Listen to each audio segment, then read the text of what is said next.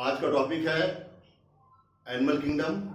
तो animal kingdom के बारे में मैंने इससे पहले जो लेक्चर था उसमें मैंने आपको बताया था कि एनिमल किंगडम को कैसे क्लासिफाइड किया गया। पहले इसको दो ग्रुप में रखा गया था, नॉन कॉर्डेट और कॉर्डेट में। फिर नॉन कॉर्डेट का अलग क्लासिफिकेशन था, उसमें प्रोटोजोआ इंक्लूडेड था। Protozoa, porifera, Coelenterata, platyhelminthes, aschelminthes, annelida, arthropoda, mollusca, echinodermata that has been categorized in the non chordate.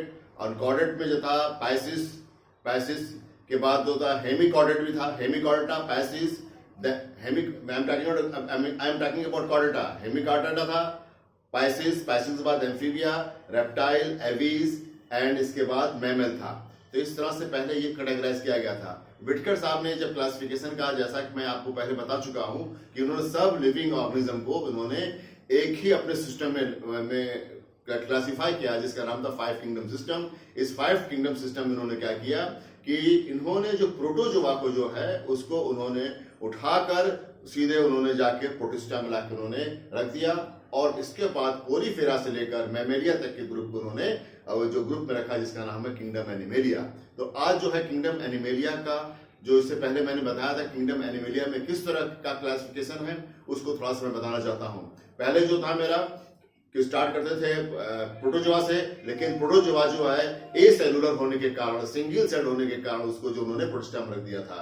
अब जो स्टार्टिंग होता है अकॉर्डिंग टू आर.एच. विटकर साहब एनिमल किंगडम एनिमेलिया को, पहला जो है porifera, coelenterata, ctenophora, platyhelminthes, aschelminthes, annelida, arthropoda, mollusca, then echinodermata, hemichordata को भी उन्होंने जो इंक्लूड कर दिया, जबकि इससे पहले हेमिकॉर्डेटा जो था that was included in non chordate में रखा, वो कॉर्डेट में रखा था। तो इस तरह से पोरीफेरा से लेकर हेमिकॉर्डेटा तक का जो था ये जो फाइलम चला, phylum from starting from the Porifera up to it has run कहां तो चला, that is the Hemichordata. Hemichordata के बाद जो है नेक्स्ट जो आया फाइलम जो आया जिसको हम लोग बोलते हैं प्रोकॉर्डेटा। प्रोकॉर्डेटा के बाद जो आता है इसके बाद कॉर्डेटा आता है। तो प्रोकॉर्डेटा में जो है 3 सब फाइलम थे, one is the urochordata, cephalochordata and vertebrata. Vertebrata जो है, फाइलम वर्टिब्रेटा जो है, इसको जो है क्लासिफाई कर दिया गया बाद में, वो it has been classified into the classes में हो गया, जिसमें हमारा साइक्लोस्टोमेटा था, कॉर्डियोस्थाइस था, ऑस्टियोथाइस था, फिर इसके बाद हमारा amphibia, reptiles, aves and birds. तो ये सब को एक तरह से एक किंगडम में लाके उन्होंने कैटेगराइज किया आर.एच. विटकर साहब ने, जिसको बोलते हैं किंगडम एनिमेलिया। अब किंगडम एनिमेलिया के बारे में हमको क्या करना है कि हर एक फाइलम को अच्छी तरह से पढ़ना है। हर फाइलम का कैरेक्टरिस्टिक फीचर्स क्या है, हैबिट्स क्या है, उनका यूनिक कैरेक्टर क्या है, वो उनका मोड ऑफ लाइफ क्या है, ये सब के बारे में मुझको डिस्क्राइब करना है। तो इससे पहले before we starting from Porifera up to the Mammalia, हमको कुछ इसके अंदर आपको बेसिक प्लान बताना पड़ेगा। जब तक हमको बेसिक प्लान के बारे में नहीं पता होगा तब तक वो जो है हम उसको ठीक से फाइलम को क्लासिफाई नहीं कर पाएंगे। तो for starting any phylum, either we start from Porifera, Coelenterata, Platyhelminthes, whatever that, if I want to start, तो उसको स्टार्ट करने से पहले हमारा बेस बहुत मजबूत होना चाहिए। वो बेस तभी मजबूत होगा जब हमको ये पता चले कि बेसिस ऑफ क्लासिफिकेशन क्या है। तो आज जो आपको बताने जा रहे हैं बेसिस ऑफ क्लासिफिकेशन, किस बेस पर जितने ऑर्गेनिज्म हैं उस ऑर्गेनिज्म को एक डिफरेंट ग्रुप में, फाइलम में कैटेगराइज किया गया है। उनका फीचर्स क्या क्या लिया गया, उनका आधार क्या लिया गया है, कि किस आधार पर उनको सेपरेट ग्रुप में रखा गया है, वो ही आज आपको बताने जा रहे हैं। तो यही मेरा पॉइंट है जिसका नाम है basis of animal classification. Basis of animal classification क्या है, क्या क्राइटेरिया है उसका क्लासिफिकेशन का, उसमें यह बताया गया है कि लेवल ऑफ ऑर्गेनाइजेशन। पहला क्राइटेरिया लिया गया है लेवल ऑफ ऑर्गेनाइजेशन, मतलब कि उस ऑर्गेनिज्म जो है, जिस ऑर्गेनिज्म के बारे में आपको बताने जा रहे हैं, उस ऑर्गेनिज्म का वो किस तरह बना है, क्या चीज से कंपोज्ड हुआ, उसकी बॉडी किससे बनी हुई है, तो उसी को बोलते हैं लेवल ऑफ ऑर्गेनाइजेशन। तो जैसे लेवल ऑफ ऑर्गेनाइजेशन में क्या हो गया कि अगर वो सेल्स का बना है तो उसको सेलुलर लेवल ऑफ ऑर्गेनाइजेशन कहेंगे, अगर वो सेल्स का बना हुआ है तो उसको क्या कहेंगे, सेलुलर लेवल ऑफ ऑर्गेनाइजेशन कहेंगे। अगर वो टिश्यू का बना है तो टिश्यू लेवल ऑफ ऑर्गेनाइजेशन कहेंगे। अगर वो टिश्यू सिस्टम का बना हुआ है, नहीं वो ऑर्गन का बना हुआ है तो ऑर्गन लेवल ऑफ ऑर्गेनाइजेशन कहेंगे। अगर वो ऑर्गन सिस्टम का बना हुआ है तो organ system level of organisation कहेंगे। तो पहला पॉइंट जो है basis of the classification of the animal kingdom का क्या है, that is level of organisation that has been categorised into protoplasmic, cellular, then cellular, then tissue, then organ, then organ system level। तो ये जो है ये इस तरह से उन्होंने इसको क्लासिफाई किया है। अभी थोड़ा सी बात है, नेक्स्ट जो उन्होंने क्लासिफिकेशन जो लिया है जिसको बोलते हैं सिमेट्री। क्या भाई, अगर जिस ऑर्गेनिज्म के बारे में आप बताने जा रहे हैं उसकी सिमेट्री क्या है, वो एसिमेट्रिकल है, रेडियल सिमेट्रिकल है, बायलैटरल सिमेट्रिकल है। तो वो सिमेट्री के बारे में मतलब उसके जो बॉडी का जो स्ट्रक्चर हुआ है वो एसिमेट्रिकल है, सिमेट्रिकल है, बायसिमेट्रिकल है, रेडियल सिमेट्रिकल है। व्हाट आर दे, मतलब उनका जो फीचर्स क्या है वो भी आधार माना गया है, लेवल ऑफ वो भी आधार माना गया है बेसिस ऑफ एनिमल क्लासिफिकेशन में। तो पहला मेरा क्या था, पहला था हमारा था लेवल ऑफ ऑर्गेनाइजेशन, जिसमें मैंने बताया कि वो ऑर्गेनिज्म जिसका स्ट्रक्चर जो है किस चीज से बना हुआ है, किस एलिमेंट से बना हुआ है, किस स्ट्रक्चर से बना हुआ है, कि सेल का बना हुआ है, टिश्यू का बना हुआ है, टिश्यू सिस्टम का बना हुआ है, ऑर्गन का बना हुआ है, that I have been categorized into the cell, that I have been categorized into the level of organization। and after that अगर वो एनिमल का वो अगर हम इसको कट करते हैं, उसको कट करेंगे तो कितने पार्ट्स में एसिमेट्रिकल डिवाइड होता है, सिमेट्रिकल डिवाइड होता है, या रेडियल सिमेट्रिकल डिवाइड होता है, या बायलैटरल सिमेट्रिकल डिवाइड होता है। तो दूसरा फीचर जो है बेसिस ऑफ क्लासिफिकेशन का है वो है that is come under the symmetry. Third point जो डिस्कस किया गया है जैसे जर्म लेयर भी लिया गया है। भाई जर्म लेयर भी एक आधार माना गया है। व्हाट इज जर्म लेयर, आपको मालूम है जर्म लेयर क्या होता है कि after the formation of zygote जब male and female gamete fuse करेंगे जायगोट बनेगा। जायगोट के बाद उस जायगोट में डिवीजन होगा। जब जायगोट रेपिटेडली डिवाइड करेगा, मैटोटिकली डिवाइड करेगा, डिवाइड करने के बाद उसमें काफी टिश्यूज के फॉर्मेशन होंगे, सेल के फॉर्मेशन होंगे, और वो टिश्यू और सेल फॉर्म करने के बाद उसमें एक लेयर का फॉर्मेशन होगा। वो टिश्यू जो है चेंज हो जाएंगे, टिश्यू सिस्टम में हो जाएंगे, लेयर में चेंज हो जाएंगे। और वो लेयर कैसे बनेंगे, वो लेयर पहला लेयर जो होता है वो बनता है एंडोडर्म बनता है, दूसरा लेवल जो होता है वो बनता है एक्टोडर्म होता है, और सबसे लास्ट में लेयर जो बनता है वो मीजोडर्म लेयर होता है। तो इस तरह पूरे वर्ल्ड में जितने भी ऑर्गेनिज्म पाए जाते हैं उनकी बॉडी का जो जर्म लेयर होता है दो लेयर के बने होते हैं। Either they are made up of two layer, जिसको हम बोलते हैं diploblastic, that may be consist of endoderm and ectoderm, and either they are made up of triploblastic, they are consist of ectoderm, endoderm and mesoderm। तो ये germ layer जो होता है उस ऑर्गेनिज्म का एक फीचर्स है, वो कैरेक्टरिस्टिक फीचर्स है जिसको हम बेस मानकर एनिमल किंगडम को क्लासिफाई करते हैं। तो दूसरा थर्ड पॉइंट है जर्म लेयर है। फोर्थ पॉइंट आता है जैसे बॉडी प्लान।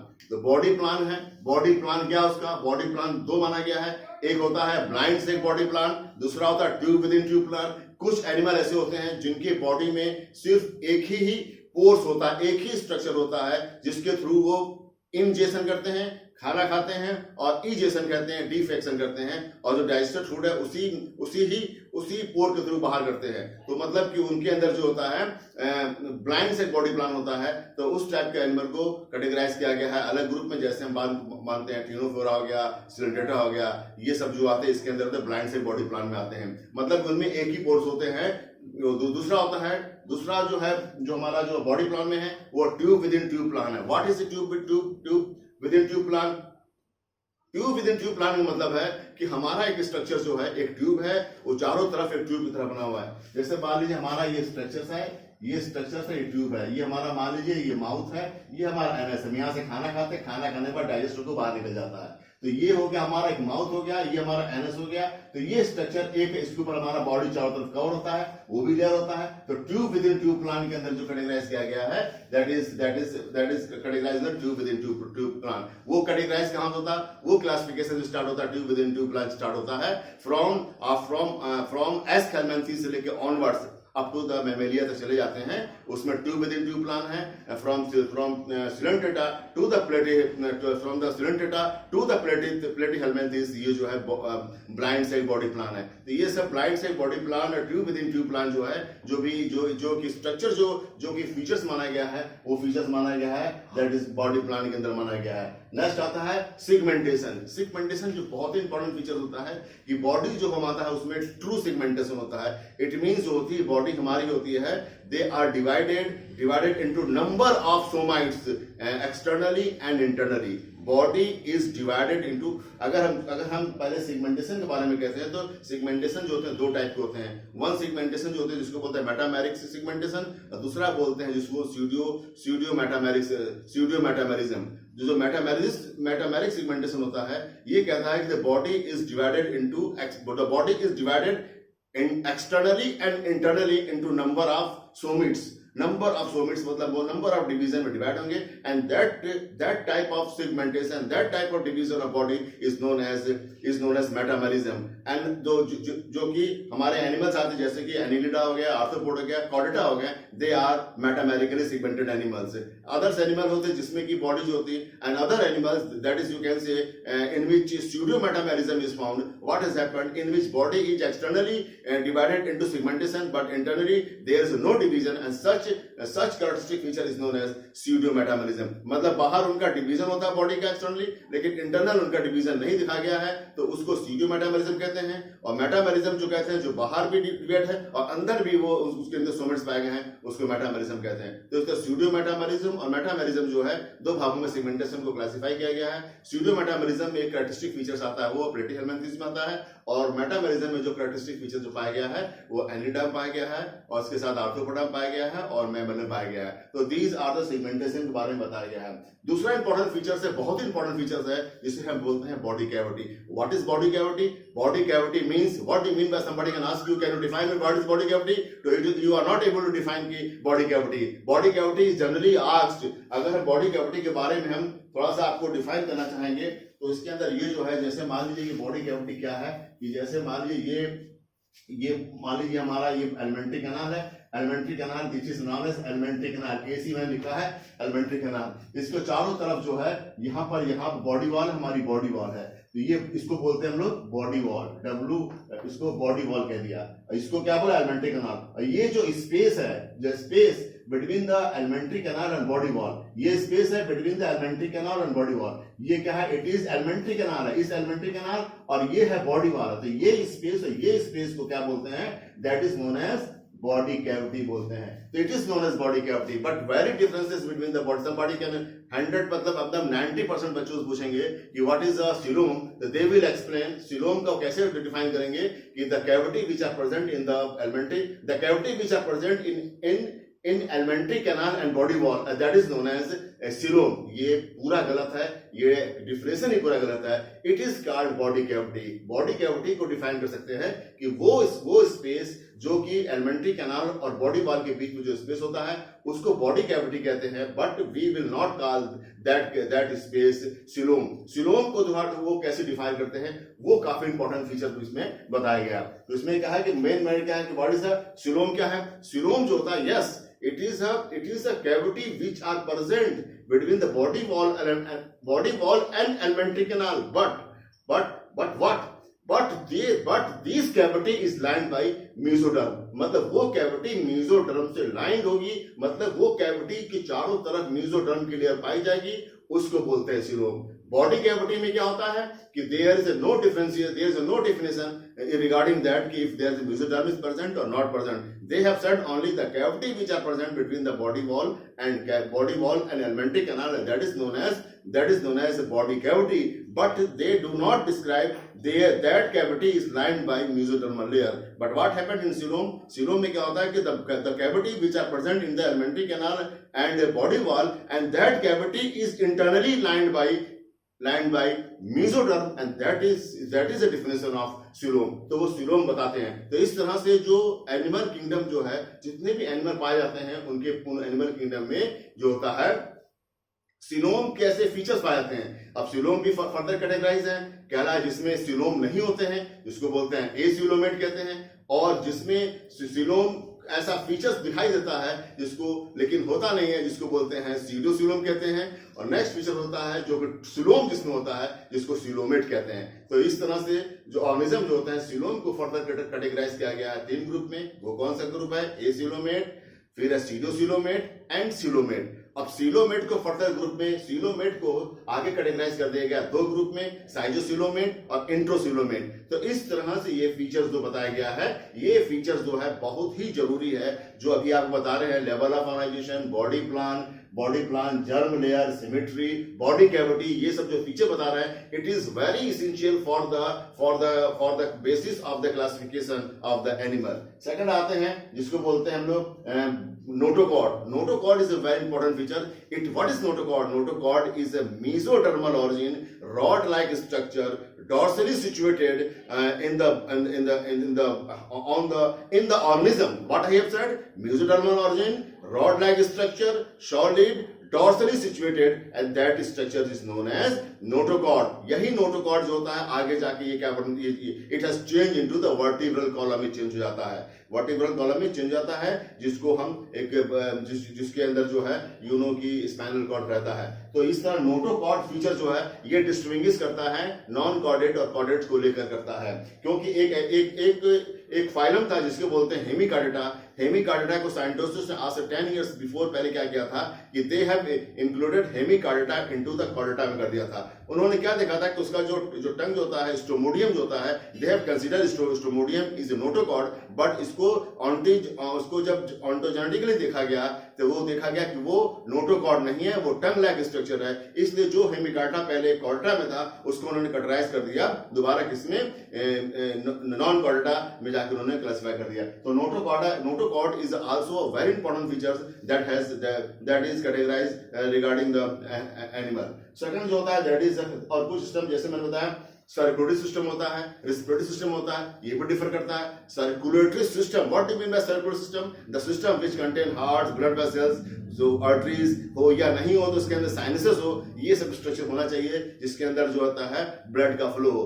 तो जिस एनिमल में सर्कुलर सिस्टम रहता है that is circular system present है, और जिसमें नहीं रहता है उसको ऑप्शन कहते हैं। अब सर्कुलर सिस्टम रहता है किसमें नहीं है ना, आपका that is not present in porifera, it is not present in coelenterata, it is not present in ctenophora, it is not present in platyhelminthes, it is not present in aschelminthes, and it is बस यही जो मैंने बताया यहीं तक होते हैं कि जैसे up to the aschelminthes circular system नहीं होता है, लेकिन circular system is present in the from the annelida onwards. Annelida से ऑनवर्ड्स का मतलब कहते हैं कि एनिलिडा, फिर arthropoda, mollusca, echinodermata, pisces, reptile, aves, ये सब ग्रुप जो पाए जाते हैं इसके अंदर जो होता है सर्कुलर सिस्टम प्रेजेंट रहता है। तो मैंने कहा कि सर्कुलर सिस्टम जो होता है कुछ फाइलम में नहीं पाया जाता है और कुछ फाइलम में पाया जाता है, तो it is also a basis of classification of the animal kingdom. दूसरा चीज के बारे में बात करते हैं जिसका नाम है एम्ब्रियोलॉजिकल डेवलपमेंट। ये भी काफी इंपॉर्टेंट पॉइंट डिस्कस होता है कि जब जर्मपोर बनता है, कुछ एनिमल्स होते हैं जब उसके अंदर जर्मपोर बनता है, आफ्टर गैस्ट्रुलेशन जायगोट बनेगा, जायगोट में डिवीजन होगा, जायगोट में डिवीजन होगा तो क्या बनेगा, एक्टोडर्म, मेसोडर्म, इंडोडर्म, 3 लेयर बन जाएगा जिसको बोलते हैं गैस्ट्रुलेशन। गैस्ट्रुलेशन के बाद जब डेवलपमेंट होता है तो जर्मपोर बनता है, उसमें आर्केंट्रॉन बनता है, एनएस और माउथ का फॉर्मेशन होता है। लेकिन कुछ एनिमल में होता है सिर्फ जिसको प्रोटोस्टोमस बोलते हैं, जिसमें केवल पहले माउथ का फॉर्मेशन होता है, और कुछ एनिमल्स होते हैं जिसमें सिर्फ एनएस के पहले फॉर्मेशन होता है जिसको ड्यूटोस्टोमस कहते हैं। तो protostomes and deuterostomes it is also important features and that is the classification of the animal. तो प्रोटोस्टोमस कंडीशन किसमें पाया गया, जैसे हम प्लेटिहेलमिन्थेस ले लेंगे, एस्केल्मिन्थेस ले लेंगे, फिर एनिडा ले लेंगे, एनिडा लेने के बाद हम even will take the Arthropoda ले लेंगे, तो इसमें जो है प्रोटोस्टोमस कंडीशन देखा गया। मोलस्का भी ले लेंगे, प्रोटोस्टोमस कंडीशन देखा गया। और जो डिप्टोस्टोमस कंडीशन जो है that is present in the Echinodermata, Echinodermata के बाद हम कह सकते हैं we can do the Chordata में इसमें डिप्टोस्टोमस कंडीशन पाया जाता है। तो पहले माउथ का फॉर्मेशन होता है या पहले एनएस का फॉर्मेशन होता है, दैट इज इफ माउथ का फॉर्मेशन होता है उसको कहेंगे प्रोटोस्टोमस, पहले अगर एनएस का फॉर्मेशन होगा तो उसको डिप्टोस्टोमस कहते हैं। तो ये भी एक क्लासिफिकेशन जो है जिसको एम्ब्रियोलॉजिकल एविडेंस में दिया गया है। नेक्स्ट जो है रेस्पिरेटरी सिस्टम के बारे में बताना चाहते हैं। What is respiratory system? You know, respiratory system consists of nasal cavities, lungs, bronchioles, bronchioles, ये सब स्ट्रक्चर्स होते हैं, पूरे जो होते हैं ये रेस्पिरेटरी सिस्टम को बनाते हैं। लेकिन ये रेस्पिरेटरी सिस्टम सभी एनिमल में जो पाए जाते हैं सब में नहीं पाए जाते हैं, एंड दैट हैज कहाँ से पाए जाते हैं? It is absent in porifera, coelenterata, ctenophora, platyhelminthes, aschelminthes, even you can say Annelida. In that species, respiratory system is absent, but respiratory system is found from Arthropoda, Mollusca, Arthropoda. Now Mollusca में भी respiratory system नहीं होता है. Arthropoda की बात है तो Echinodermata we can proceed to chordate up to the Pisces हो गया, reptiles हो गया, aves हो गया, amphibians हो गया, इन सब में पाया जाता है respiratory system पाया जाता है. तो इस तरह से respiratory system का भी रूल होता है क्लासिफिकेशन में. नेक्स्ट रिस्पॉन्डेंट जो है कि डाइजेस्टिव सिस्टम जो होता है, yes you know digestive system जो होता है, सब एनिमल में डाइजेस्टिव सिस्टम नहीं होते हैं, जैसे कि पोरीफेरा में नहीं होते हैं, एब्सेंट होते हैं. और लेकिन यहाँ पर जो सिलेंट्रेटा में भी जो होते हैं, पोरीफेरा, सिलेंट्रेटा, टिनोफेरा और प्लेटिहेल्मिन्थेस में डाइजेस्टिव सिस्टम नहीं होते हैं, बट फ्रॉम ऑनवर्ड्स इसके आगे आते हैं तो उसके अंदर डाइजेस्टिव सिस्टम पाया जाता है. नेक्स्ट चलता है दैट इज दिस थिंग जो कि अभी तक मैंने क्या बताया कि what is the basis of the animal classification क्या है. वो बेसिस ऑफ एनिमल क्लासिफिकेशन में सबसे पहले मैंने क्या लिया, लेवल ऑफ ऑर्गेनाइजेशन लिया. दूसरा मैंने क्या लिया, सिमेट्री लिया. तीसरा मैंने क्या लिया, जर्म लेयर लिया. चौथा मैंने बॉडी प्लान. पांचवा मैंने सेगमेंटेशन लिया. छठा मैंने बॉडी कैविटी लिया. सातवां मैंने नोटोकॉर्ड लिया. आठवां मैंने सर्कुलर सिस्टम लिया. नौवां एम्ब्रियोलॉजिकल डेवलपमेंट लिया. 10th हमने रेस्पिरेटरी सिस्टम लिया. 10वां मैंने डाइजेस्टिव सिस्टम लिया. तो these are the features which I mentioned here and that is a very important and basis for the classification of animal. अगर ये आपको सिस्टम पहले पता नहीं होगा तो it is very difficult to classify from Porifera up to the mammals के बारे में ये करा गया है.